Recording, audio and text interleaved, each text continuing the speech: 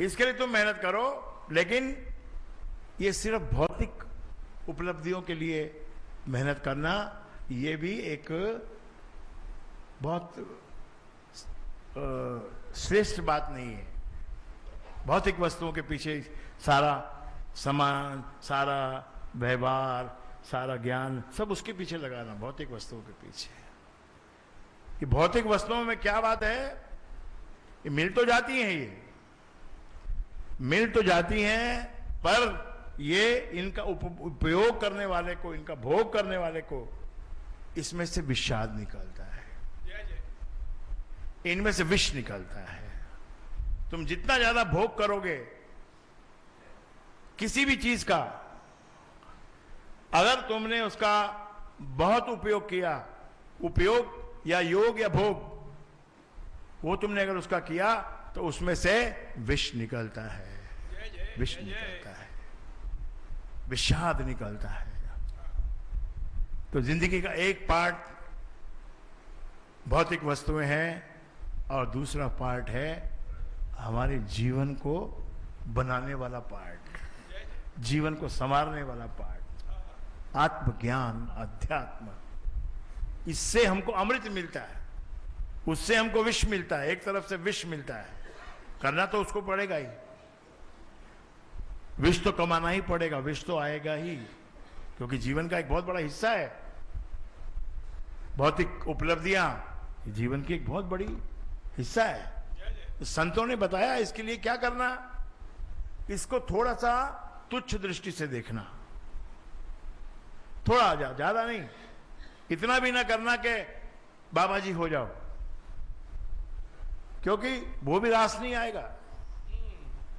वो बाबा जी कोई लोग होता है जो होता है, तुमको रास नहीं आएगा। तुम कभी बाबा बनने की मत सोचना, कभी जंगल में जाने की मत सोचना, कभी घर छोड़ने की मत सोचना। वो एक भ्रम है।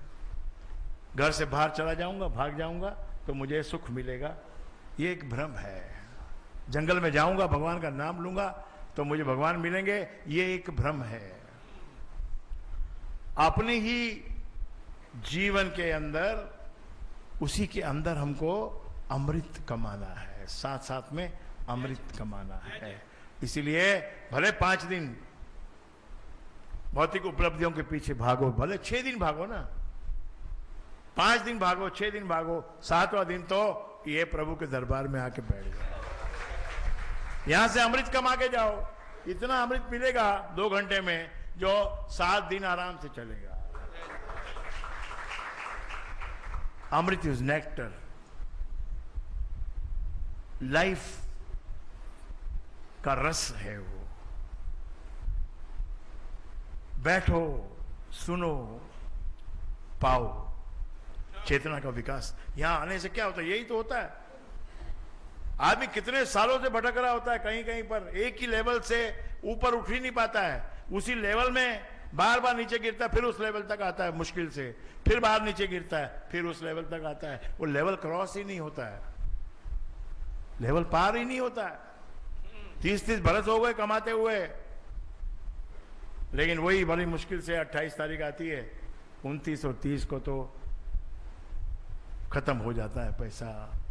कितने साल हो गए भाई तुमको करते हुए, अभी तक ऐसा नहीं कमा पाए, इतना नहीं कमा पाए कि कुछ बचा लो। तो क्या जाना तुमने, फिर क्या सीखा, क्यों नहीं आया, क्यों नहीं मिलता है? क्योंकि चेतना का सीमित विकास भी नहीं हुआ है, थोड़ा विकास हुआ है, उसमें रोड़ा है, अटकाव है, उस विकास को होने नहीं मिल रहा है। तो एक ये संतों ने एक मार्ग बता दिया कि और कुछ नहीं कर सको तो कम से कम एक सत्संग में 2 घंटा 4 घंटा बैठ के सत्संग में जाओ, बैठो और कुछ नहीं करना, बस अपने मन को जरा बाहर रख के आना, अपनी बुद्धि को जरा बोलना, भाई तुम अभी यहां चुप रहना, यहां मैं सुनने आया हूं, रोज तो चलाता हूं, 30 वर्षों से चला रहा हूं, 50 साल का हो गया, फिर भी उधर का उधर ही लटक रहा हूं। तो अब तू कम से कम तू यहां आके तो चुप बैठ, ये गुरु का दरबार है, यहां पर गुरु की सुनो, अपनी मत सुनो। यहां मिथ्या है, मन कल्पित मत जाल, मिथ्या है मोह, कुमद और बेताल। कोई कोई आदमी बिना मतलब के मद में आ जाता है, ना कुछ ज्ञान है, ना कुछ पता है, ना कुछ उपलब्धि है, और फिर भी मद में रहता है। इसको कुमद कहते हैं। कुछ हो तो मद हो, कुछ हो, कुछ किया हो, कुछ पाया हो तो मद होता है, और इसके बिना होए जो मद करता है वो कुमद होता है, तो मिथ्या है। ये दरअसल ये इंसान की जब चेतना कमजोर होती है, अविकसित होती है, तो वो मिथ्या चीजों को हाथ लगाता है।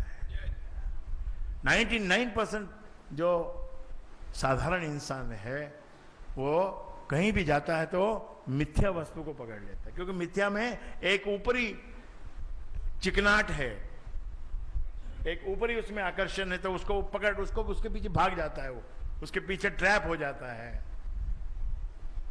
तो इसीलिए गुरु को सदा याद रखना है, गुरु को याद इसीलिए रखना।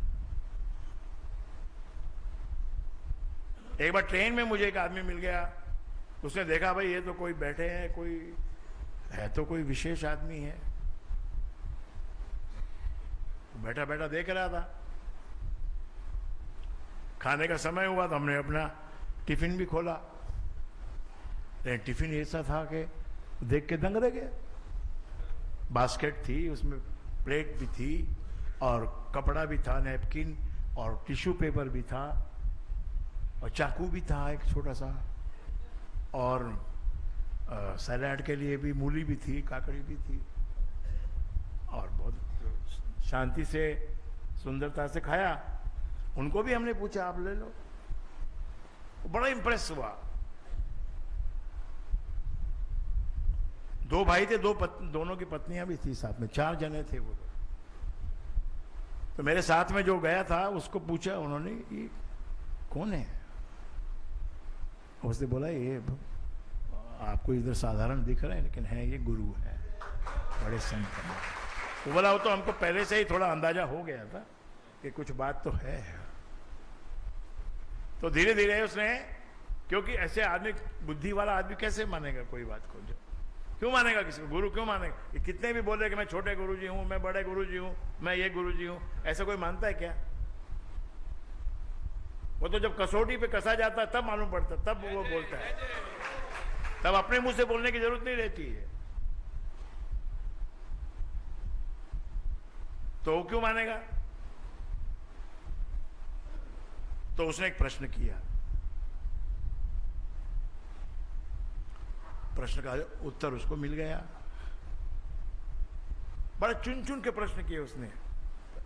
एक प्रश्न किया, दूसरा प्रश्न किया, तीसरा प्रश्न किया, चौथे प्रश्न में उसने खुद ही बोला कि मैंने सुना है कि संत लोग बोलते हैं कि भगवान ये है कि प्रकाश है, भगवान का रूप प्रकाश का रूप है।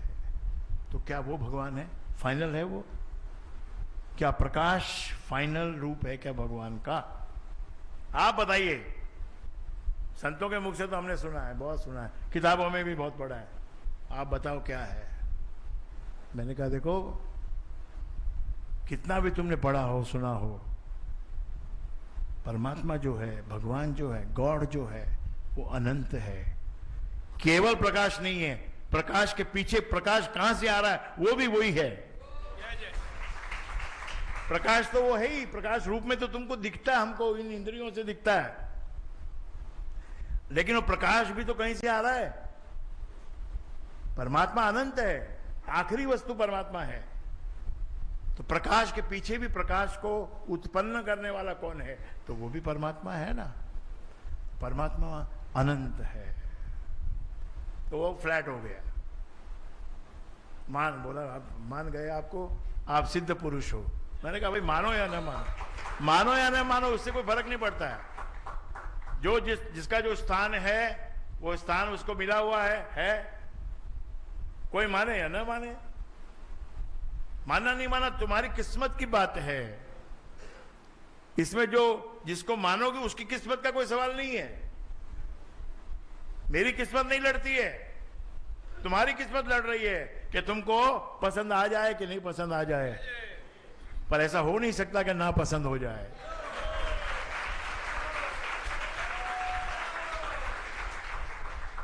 कहने लगा मेरी एक समस्या है। मैंने कहा आप व्यापार करते हो? बोला हाँ मैं व्यापार करता हूं। तो मैं बोला आपकी समस्या का जो मूल कारण है वो मैं यहां लिख देता हूं, फिर आप पहले अपनी समस्या बताओ, फिर आपको दिखाऊंगा मैंने क्या लिखा है।